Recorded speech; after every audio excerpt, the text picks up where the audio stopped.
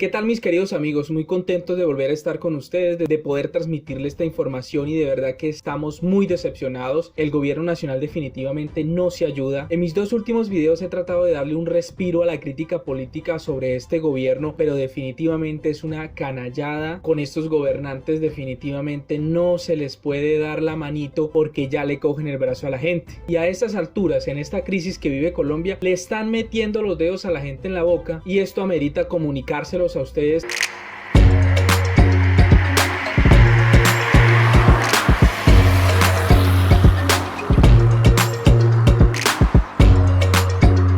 Y es que resulta que el presidente de la República, nuestro queridísimo Iván Duque, emitió el decreto 444/2020 con el fin, según ellos, de afrontar la crisis que se está viviendo, la crisis económica, social, por lo de dicha pandemia. Y en este decreto, de forma unilateral, sin comentarle a los demás alcaldes, uno entiende que ha decretado el estado de emergencia y que tiene mayores atribuciones y facultades, pero hermano, esto es una cuestión de todo el país, por lo tanto debe tener una mirada global en todo el país y con los alcaldes y gobernadores. Pues así, de forma sencilla, decidió agarrar el dinero del Fondo Nacional de Pensiones de las entidades territoriales, FONPET, y del Fondo de Ahorro y Estabilidad de Regalías de estas entidades territoriales, entiéndase municipios, gobernaciones, para supuestamente invertirlos en la emergencia. A ver, en este punto del partido, como diríamos, la emergencia se trata de tener mayor capacidad en salud, que los municipios puedan afrontar todo esto, y llega el presidente y agarra ese dinero, se lo da al Ministerio de Hacienda, o sea, Carrasquilla, el hombre de los negocios en Colombia, para autoprestarse y darle dinero a los bancos y a las empresas privadas de nuestro país. Y esto no es ningún invento ni ninguna controversia, como dicen algunos medios de comunicación, que se ha generado una alarma de los congresistas y de la oposición contra Iván Duque. No, se trata que en el mismo decreto, en su artículo 4, dice: uso de los recursos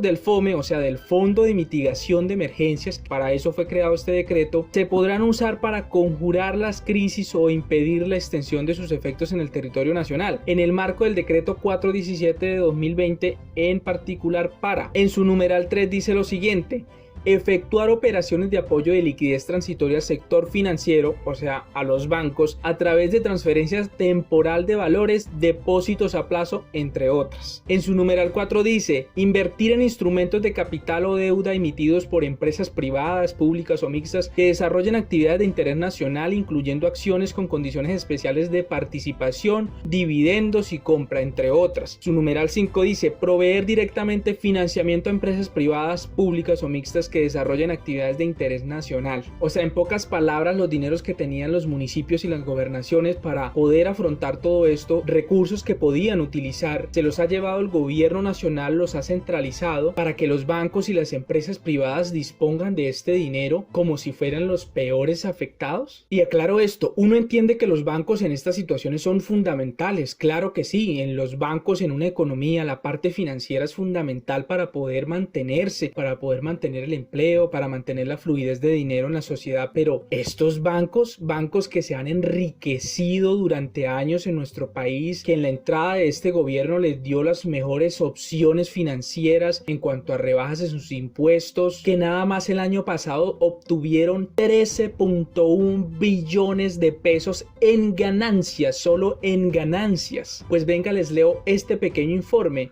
Las ganancias del sistema financiero en el 2019 fueron de 13.1 billones de pesos. De esta cifra, los bancos reportaron un total de 11 billones de pesos. Los bancos con las más altas utilidades fueron en su orden Bancolombia, con más de 3.3 billones de pesos. Y por cierto, Bancolombia, que es uno de los bancos más adinerados de este país, está poniendo a las personas en peligro porque muchas personas que quieren hacer algunos trámites los están obligando a ir a sus oficinas. Supuestamente ofrecen beneficios, pero no les están permitiendo hacerlo vía virtual. Y aquí que no es ninguna víctima de esta crisis económica en el país. Y el segundo banco con mayores ganancias, con 2.6 billones, es nada más y nada menos que el Banco Bogotá, del Grupo Aval de Sarmiento Angulo. O sea, entramos en esta crisis y resulta que los bancos que obtuvieron 13.1 billones de pesos en ganancias a estas alturas no tienen dinero, o mejor dicho, no tienen liquidez para afrontar la crisis. Se me catearon gastaron la platica en bombombunes como Iván Duque en el Chocó? O sea, ¿estos bancos trabajan a pierde? Muy raro todo esto y lamentable lo que está haciendo el presidente Iván Duque. Y sabemos que estos articulitos no son simplemente de los funcionarios del gobierno, sino de los mismos banqueros. Ellos tienen sus personas allá adentro para que hagan el lobby y les permitan seguir generando ganancias en estos tiempos. Y no es como algunos medios han dicho que esto es una rebelión de los alcaldes, no. Diferentes alcaldes se han manifestado por esta situación. Es que no estamos enfrentando cualquier cosa en Colombia, es que quien nos emberraca con estos decretos del gobierno nacional que le quita el dinero a los municipios y a las gobernaciones para afrontar la crisis, para pasárselo a las empresas y a los bancos. Nadie desmerita la importancia de estas empresas y bancos, pero a ver, acá los afectados principalmente no son ustedes. Por años se han enriquecido gracias a las personas que hoy en día están pasando necesidades por esta crisis. Y miren lo que ha dicho la alcaldesa de Bogotá, Claudia López, dice: inaudito que el gobierno nacional se aproveche de emergencia económica para autoprestarse recursos de los entes territoriales para dárselo a bancos y empresas. Abuso absurdo que además nos disminuye recursos que deben ser para la salud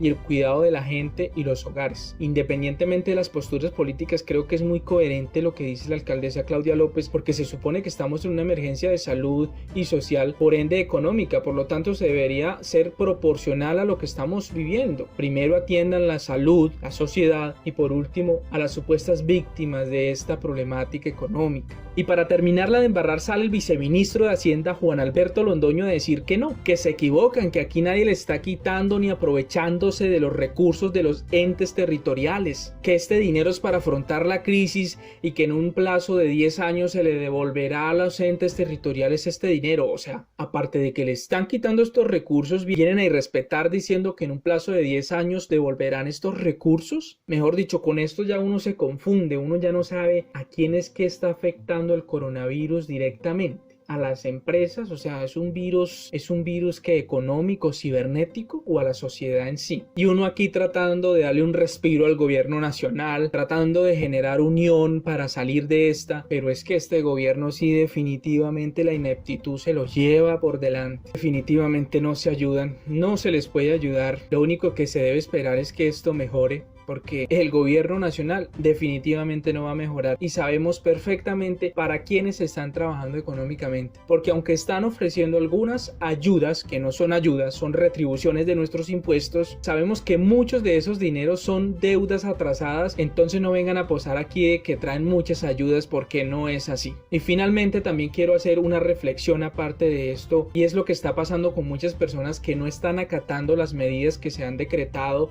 sobre el aislamiento obligatorio, que algunos los han cogido por ahí de muy pandos y orondos y les están imponiendo las multas respectivas, y bien hecho por eso. A eso sí le deberían imponer multas, porque es que esto no es ningún juego, queridos amigos. Y tengo que decir algo que vi por ahí y me pareció espectacular, y es que si los 33 mineros en Chile pasaron 69 días bajo tierra a 700 metros de la superficie terrestre, confinados en las peores condiciones que se puedan imaginar, igualmente los 12 niños en Taiwán que pasaron 12 días en una cueva con el agua hasta el cuello, igualmente en condiciones precarias pasando hambre, ahora la mayoría de colombianos que tenemos la posibilidad de quedarnos en casa con agua, luz, gas, internet, telefonía, comida, digo la mayoría, y algunos no lo están haciendo porque supuestamente se sienten muy aburriditos en casa. Hombre, manda huevo, perdone que se los diga. Así que sin más por el momento, espero se queden en casa y entiendan que esto no es ningún juego, y nos vemos en un próximo video, así que bye bye.